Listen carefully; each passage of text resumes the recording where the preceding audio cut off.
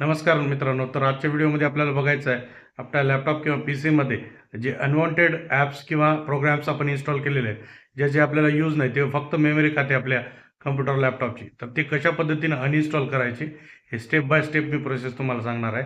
व्हिडिओमध्ये 1% जरी इन्फॉर्मेशन तुम्हाला आवडली तर लाईक आणि सबस्क्राईब करायला विसरू नका. तर जाऊया आपल्या कम्प्युटर स्क्रीनमध्ये, बघूया कशा पद्धतीनं आपल्याला स्टेप बाय स्टेप अनइन्स्टॉल करायचं आहे. तर आपल्या कम्प्युटरमधल्या स्टार्ट बटनवर क्लिक करायचं आहे आणि इथे कंट्रोल पॅनल म्हणून आपल्याला टाईप करायचं. कंट्रोल पॅनल आपल्याला दिसेल, क्लिक करायचं आहे. कंट्रोल पॅनल ओपन होईल.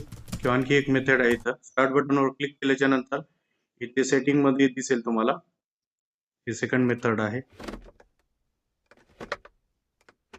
इथून पण आपण जाऊ शकतो. ऍप्स अनइन्स्टॉल इथे दिसेल तुम्हाला.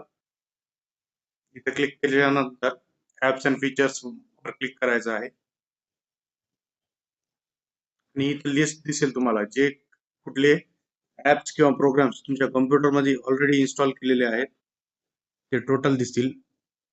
पण त्याला ऑल करूयात किंवा आपण पहिल्या मेथडचा यूज करूया. कंट्रोल पॅनल मधून जाऊन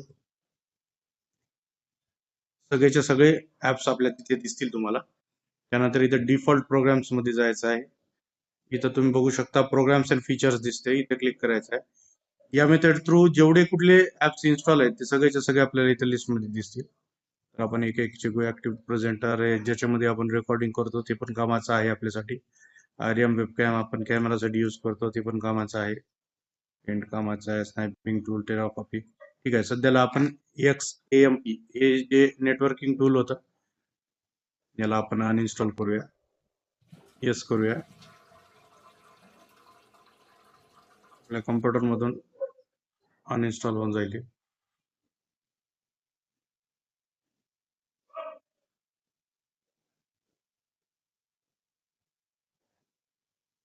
ठीक आहे. त्याच्यानंतर एक VLC मीडिया प्लेयर, याला पण आपण अनइन्स्टॉल करून टाकूया.